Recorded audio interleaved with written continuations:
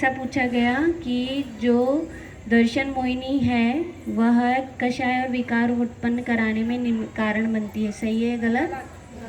गलत है ना। और फिर आ गया कि अंतराय कर्म जो है वो ज्ञान में आवरण डालने में कारण बनता है।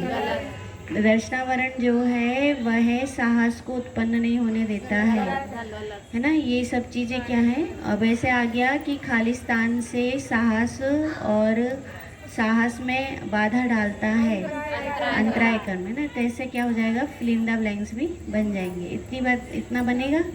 आगे चलें। चलिए क्वेश्चन नंबर 56 में क्या कहा, आघाती कर्मों का कार्य। अब इसके बाद किसका कार्य बताया, आघाती कर्मों का कार्य। ये आप लोगों को पता भी है, बता सकते हो क्या? आयु कर्म है। कौन सा कर्म है?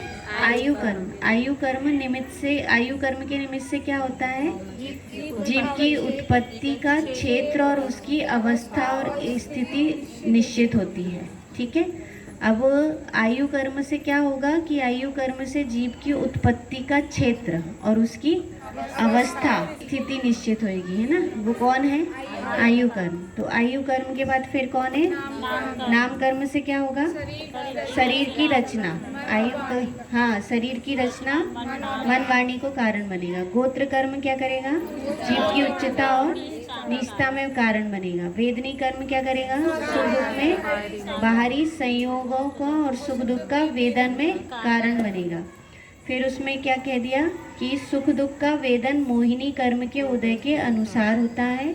मोहिनी कर्म के संयोग में वेदनी कर्म कदाचित घाती के समान कार्य करता है। कर्मों की उत्तर प्रकृतियां अनेक प्रकार की होती हैं। कर्मों के कार्य उनकी उत्तर प्रकृतियों के अनुसार होता है। ठीक, देखिए अब इसमें क्या हुआ, ये भी सरल है, बता सकते हैं आप। आयु कर्म का कार्य बताइए। उत्पत्ति का क्षेत्र निश्चित होता है और क्या होता है, अवस्था और इसको पूरा बोलेंगे तो क्या बोलोगे आप, उत्पत्ति का क्षेत्र, उसकी अवस्था और उसकी अवस्था के बाद उसका क्या है, स्थिति का भी निश्चित करता है। ठीक है, ये क्या हुआ, आयु कर्म। ठीक, आयु कर्म के बाद कौन है, नाम कर्म। नाम कर्म का कार्य क्या है, हाँ, किसकी रचना, शरीर की रचना है। किसकी रचना हो गई, शरीर की रचना। शरीर की रचना में क्या क्या है, मन वाणी वगैरह। ठीक है, ये शरीर की रचना में कारण बनेगा। अब नाम के बाद कौन है, गोत्र कर्म क्या करेगा, क्या बनेगा, उच्चता और नीचता में कारण बनेगा। ठीक है, उच्चता और नीचता का कारण कौन बनेगा, गोत्र कर्म बनेगा। फिर कौन है, वेदनी कर्म। कौन सा कर्म है, वेदनी कर्म। वेदनी कर्म से क्या मिल रहा है,